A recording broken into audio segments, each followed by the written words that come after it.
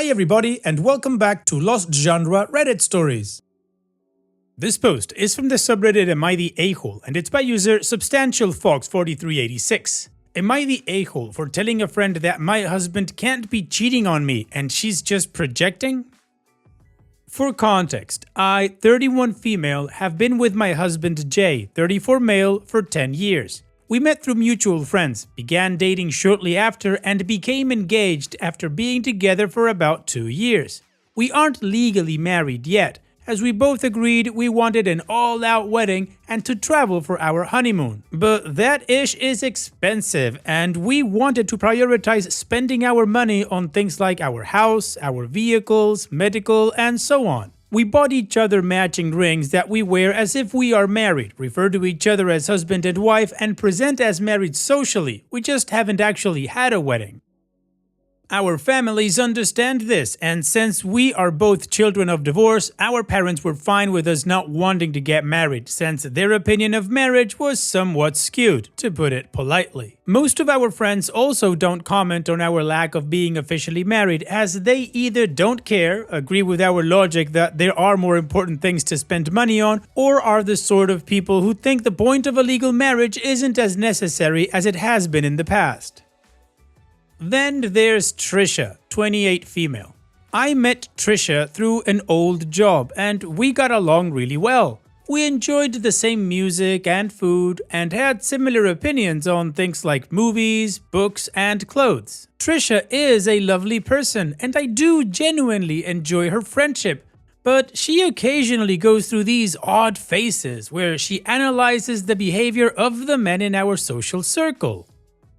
She will present her theories to us ladies based on things like social media posts, odd behaviors she says she noticed during group barbecues or beach trips, and things like that. While I have no problem calling out potential crappy behavior in a friend, the things she deems suspicious don't really hold water in my opinion. For example, she's never quite let go of considering a male friend gay, and her evidence is that he's a bit of a perpetual bachelor. According to him, his bachelor status is because he's holding out for a girl who doesn't mind his transient lifestyle as a man who has to travel a lot for work, and would want to join him rather than wait around at home. But according to Trisha, he must be having gay dalliances across the country and refuses to tell us. Even though many in our friend group are gay, out of the closet, and even bring their partners to social events. Then there's my sweet Jay. Jay has never been a very physically affectionate person, and he is likely autistic, but isn't interested in having a formal diagnosis. He took the RAADS/R, a test to screen for autism in undiagnosed adults, about 4 years ago when he was seeking treatment for chronic migraines, and the results strongly suggested that he may be autistic. Once he got those results back, he sort of got over the idea of wanting answers for some of his mental health questions, preferring to just go to therapy and work on finding a good treatment for his migraines. According to him, the RAADS/R was good enough to solve the mystery and provided some closure for him. I didn't press the issue, as the idea of getting on his case about a diagnosis he didn't feel like he needed seemed unnecessarily harsh to me. On top of that, Jay loves fishing. When you put these two facts together, hopefully a picture gets painted for you, but I'll clarify anyway. He knows all about the different types of aquatic environments in our area that you can legally fish, when all the different spawning seasons are, what every species eats, how they hunt, and he can even tell what sort of fish is on the hook based on how it feels when he's pulling them in. He can look at a body of water and instantly tell you if fishing will be good that day, and he has never been wrong. It's like living with a fish-based psychic. Since I am an avid lover of seafood, his fishing and pursuit of fish-centric knowledge have only been a boon to me. I can express interest in wanting a fish dinner on Monday morning, and that night he will bring home and cook up enough fish for us to eat like royalty. He's even excited to catch fish to make fertilizer for my new rose bushes, since he feels confident he will be able to pull up the perfect food for my new roses. The suspicious activity, according to Trisha, is that he often goes on spur-of-the-moment fishing trips by himself and can sometimes be gone for hours. He will randomly stand up, say something like, "All right, fishing time," and give me a kiss before he hits the road. While I would ordinarily agree that something like that could be suspicious, I know factually that Jay isn't cheating, as he always sends me countless pictures and videos while he's on these trips. He calls me on the phone when he's particularly excited about a good catch, how he's trying to get uniquely sneaky fish, a cool bird he saw, and things like that. Even if he's gone for 10 hours, my phone will be blowing up for all 10 of those hours with pictures of his sunshine smile next to a fish or videos of him cheering as he shows me what he's got on the stringer. A long thin rope used to keep fish alive but attached to your boat in the water. I adore these pictures, videos, and phone calls since they make my heart so full of how much joy he feels and how at peace he is on the water. I would join him more often, but I usually stay home since it wouldn't be fair to our dogs if both of us left for undefined amounts of time on a whim. Instead, I find my peace in watching through his eyes, and when he comes home, I'm always happy to get the play-by-play of how the trip went while Jay prepares the fish for us to eat. We even have a game now where he quizzes me on what types of fish he caught, and if I win, I get a big hug.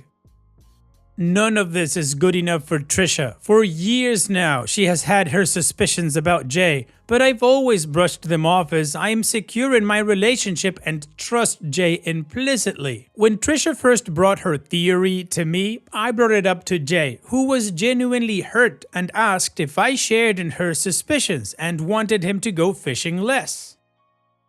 I told him no, but I felt he deserved to know what Trisha was telling people about him. He understood and was willing to let sleeping dogs lie.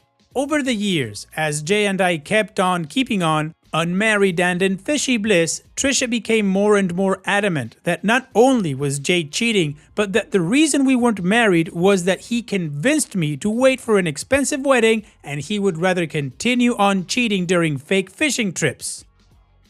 Her proof was his random trips, the fact that he doesn't physically touch me a lot when we are in public, and how he never lets me go with him. Countless times I have shown her the giant folder of fishing pictures and videos in my phone, call logs showing how often we're in communication, and told her that I didn't need to have him grabbing on me or dangling off of me in public to feel secure with him. I've brought up our responsibilities as dog owners to not leave them alone for hours on a whim without the ability to relieve themselves outside.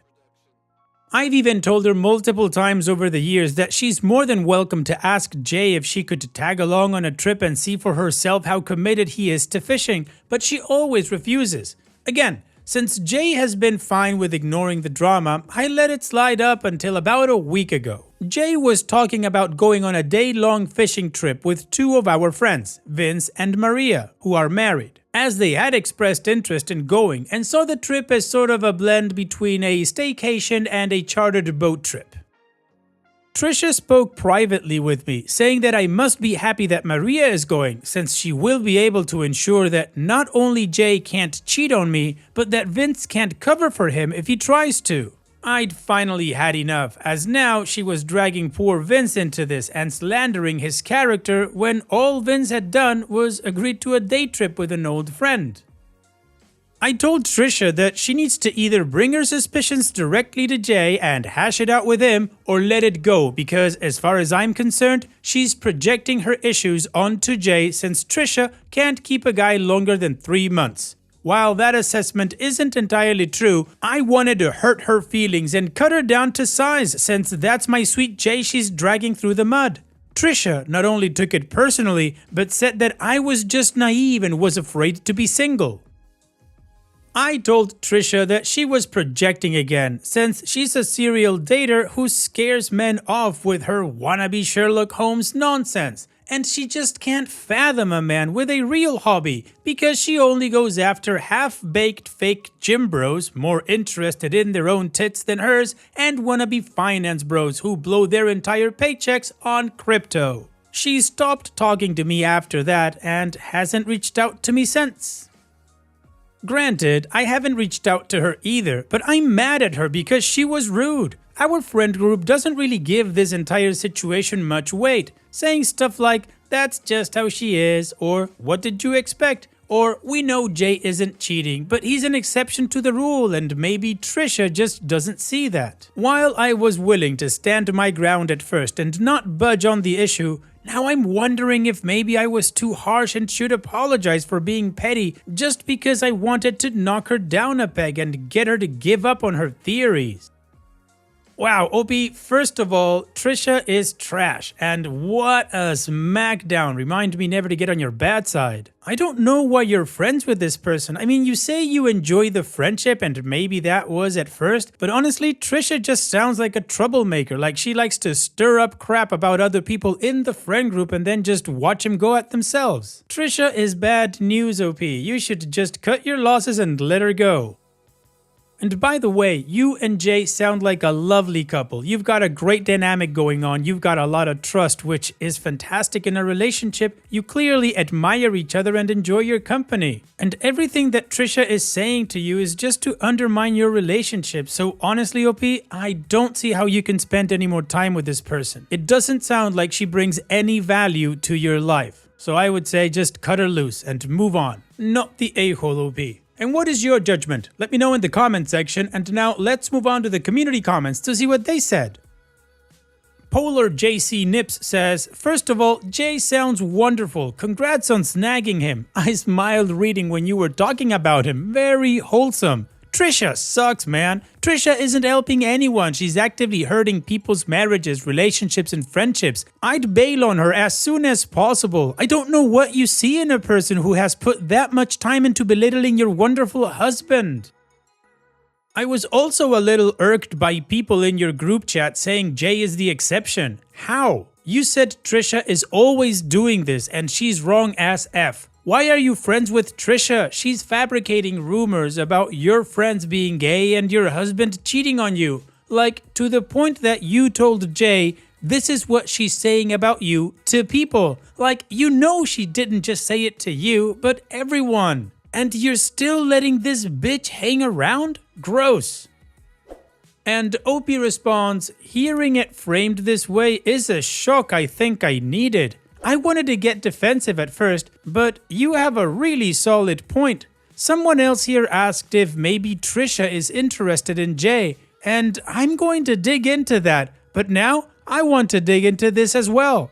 Thank you for your input. It's put a lot into perspective." Chocolate Candy Bar says, "Not the a-hole. Why on earth is a friend allowed to talk like this about a couple or try to out a supposed gay, not gay man without anyone telling her to shut the F up? Feels like you guys got too stuck with the waves and are not seeing how toxic this person is because you're used to her being eccentric, but no, this is way too much. It's insane to read, 'I gave my friend evidence of my husband not cheating.' And even if he's cheating, it's your business and she can't know if you're okay with it. And also, it's 2024 and adults are allowed to be married or not. Only cults care so much for other people's lifestyle." And OP responds, "Thank you for your words. You and others here have helped me get a fresh perspective on everything, and I'll be taking some time to collect my thoughts and get a plan of action for how to get to the bottom of things here. Lots of foul behavior to be sure." And Mama Pagan says, "First off, thank you for being the type of woman to stand up for her husband knowing he's not a piece of crap cheater, instead of just accepting her view and ruining your relationship over it. I'm curious if she's into him and trying to destroy your relationship to wiggle in? Either way, not the a-hole. If she can't take it, she shouldn't dish it out. You've shown proof of him not cheating. Her continuing to push the issue definitely feels like projection. She wants him and wants you to leave him." And OP responds, "I'm not going to lie, this is kind of making me rethink some other things that have happened over the years. I'm going to have to go digging and ask some questions. Thank you for your input." Okay, well, the community is definitely not having anything that Trisha has to say to OP, and they're telling her be careful with that because she's toxic. And from the sounds of OP's answers, she's heard what the community is saying and she's going to find out what's going on. So let's move on to the first update to see what happened next. I wanted to give a small update now before I bring the axe down tonight. This will be shorter as Jay and I will be going fishing together this afternoon after lunch. I showed Jay the original thread and we had a heart-to-heart that lasted until the wee hours of the morning. Firstly, he wanted me to express his appreciation for you all, as well as shout out to his fellow fishing enthusiasts. He encourages you all to get out there and try your best regardless of your success, and to instead share with him the joy it brings even if we can't all go fishing together. After going through all of your beautiful words and generous support, we shared our thoughts on the matter not only as a couple, but as two people with different levels of attachment to the individuals in our friend group. We both agree that we had been holding on to these friendships more out of a sense of nostalgia and a desire to be kind, rather than actually examining what these friends brought to the table and whether or not they enriched our lives. We had been distracted by a desire of community and old bonds, sacrificing our comfort and respect for not only ourselves, but also our choice to be together and have a dynamic that some may not view as normal or valid in some capacities. While Jay and I have different views on what certain friends mean to us, we agree that enough is enough, and it's time to not only establish boundaries, but not give an inch to those who have caused us to come to this, Trisha especially. That said, Jay is a good man, a strong, whip-smart, generous man, and reading the feedback you all provided made me realize something. I am effing angry. I allowed a venomous waste of air around my sweet Jay. My Jay. She slandered him, belittled me, devaluated what we had, and I allowed it like some sort of coward. It's going to end now, and I'm mending it my way. I will not be allowing Trisha to slink away from this or have room to twist words to make me look like anything other than a woman with righteous fury regarding the man she vowed to honor and respect. I'm sorry to report I will not be taking the high road, nor will I be handling this with tact and decorum. I'm blowing this bitch's social life sky effing high along with anybody who sides with her. Scorched earth, no prisoners, blood for the blood god. Alright, you heard it. OP's going all in and she's taking no prisoners. So let's move on to the final update to see how the story ends.